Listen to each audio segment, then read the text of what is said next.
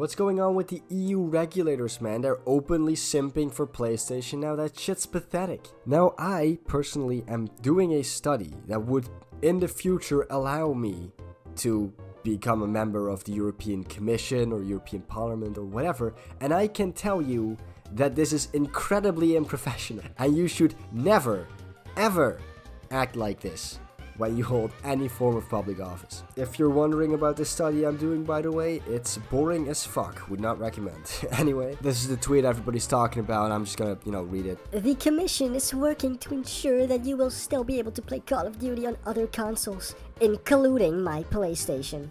Now, obviously, you are allowed, especially when you are in a, government type position, to voice your opinion, but to disregard facts and just, blindly dick ride a multi-million-dollar corporation based upon your personal preference of video game platform, while you're supposed to be making decisions that are best for all the consumers in the EU, not just you personally, is fucking retarded. Now, obviously, this guy faced a lot of criticism after that tweet, but he tried to defend himself by saying this. To clarify, I am not involved in the assessment of the merger and don't even work in a department dealing with mergers. As is clear from my profile, my comments are personal and not commission position, whose decision will be taken on the basis of the facts and the law.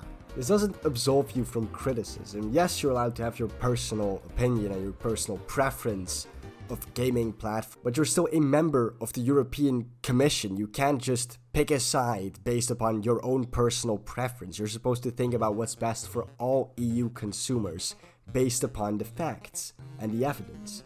And you're not using the facts. Actually, you're lying, essentially, because you say, oh, I still want to be able to play COD on my PlayStation. But Phil Spencer has already said that COD won't be removed from PlayStation. This is going to be not on PlayStation anymore. Like, what's going to happen? I mean, obviously, that would be segregating a huge audience of gamers. Yeah, so we're not taking Call of Duty from PlayStation. I know that, which isn't exactly what you asked, but just punch that one in the nose. Yes. That's not our intent. Our intent is not to do that. And as long as there's a PlayStation out there to ship to, our intent is that we'd continue to ship Call of Duty on PlayStation, similar to what we've done with Minecraft since we've owned that. This makes it even worse because now you're either a liar who intentionally hid the fact that you knew COD was gonna be on PlayStation anyway, or you're an EU commissioner who takes sides on problems like this without knowing all of the facts. Now, obviously, there were a lot of PlayStation fanboys who were very much in support of this guy, which is just hilarious to me because when the regulators of Brazil were in support of the acquisition and said, hey, it's not our job to protect Sony's market dominance, PlayStation fanboys called them corrupt. But when EU commissioners are, simping for Sony, it's totally fine, guys, right? That's not at all biased. Anyway, let's read some of the PlayStation fanboy tweets about the situation.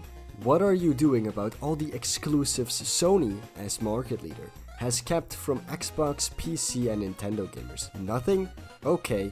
Just come on, mate. When has PlayStation ever taken multiple multi-platform IPs off Xbox permanently? Is that not what you and others want? The Acquisition to remove all those multi-platform IPs from other ecosystems like they did with Bethesda?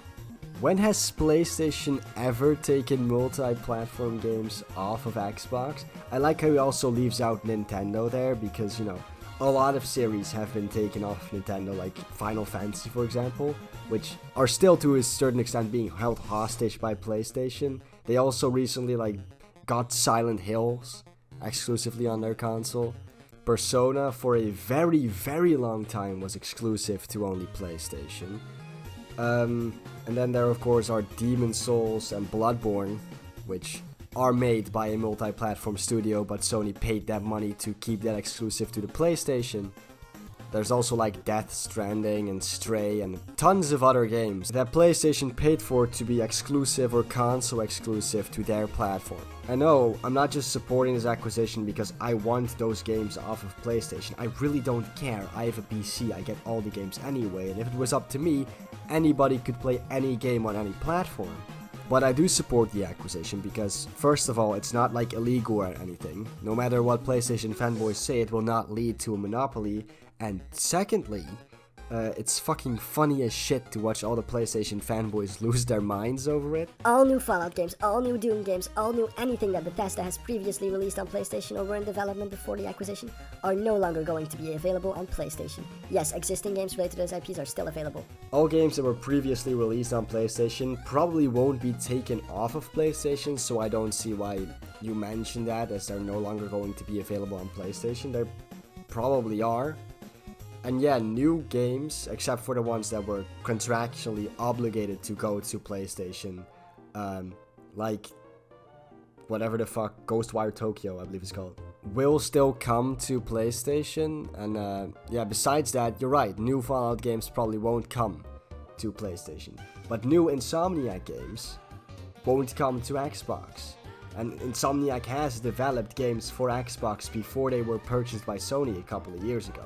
You know, new Bungie games might not come to Xbox because Bungie was recently bought by... It's not just Xbox doing these things. Well, what about my Xbox? There's a shit ton of games not on my Xbox but available on your PlayStation. Where is Scorn on my PlayStation? Why is Stalker 3 releasing on Xbox and not my PlayStation? Why PlayStation gamers wait almost a year for the medium? Why not Starfield coming to PlayStation, even it was announced, and it was a multi-platform game? Fill my lead before buying Bethesda. Damn, this... Was he having a stroke halfway through writing that comment? Holy shit. Anyway, yeah, Xbox has exclusive games. This is, by the way, the first Sony fanboy I've ever seen to actually acknowledge that. But yes, Xbox has games that aren't on PlayStation, and PlayStation has games that aren't on Xbox. So I don't understand why it's then not okay for Xbox to get more exclusives. Especially, I mean, you could say like, oh, it's because they're buying a multi-platform studio and they're taking games off of PlayStation. Well, see, the biggest game that studio makes is still gonna be on PlayStation, Call of Duty. And PlayStation does that same shit all the time, where they pay third-party developers to keep certain franchises and games exclusive to their console. So I really don't see the problem. Thanks for doing a great job. Microsoft trying to consolidate the industry is horrific for gamers. They've already got a track record of removing long-standing multi-platform titles off PlayStation. Yeah, and PlayStation has a long track record of removing games of Nintendo and Xbox, you know, like Final Fantasy, and, you know, the Persona series. From Software games, a lot of Kojima games as well.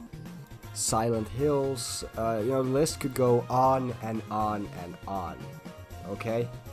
I don't get this. Like, oh, Microsoft buys studios and makes shit exclusive. They're trying to consolidate power and create a monopoly and take all our money. Well, that's exactly what PlayStation has been doing for the past couple of years by making everything in the gaming industry more expensive, you know, their console more expensive, their games $10 more expensive. It's bullshit. But yeah, no, it's Microsoft who are the bad guys, dude.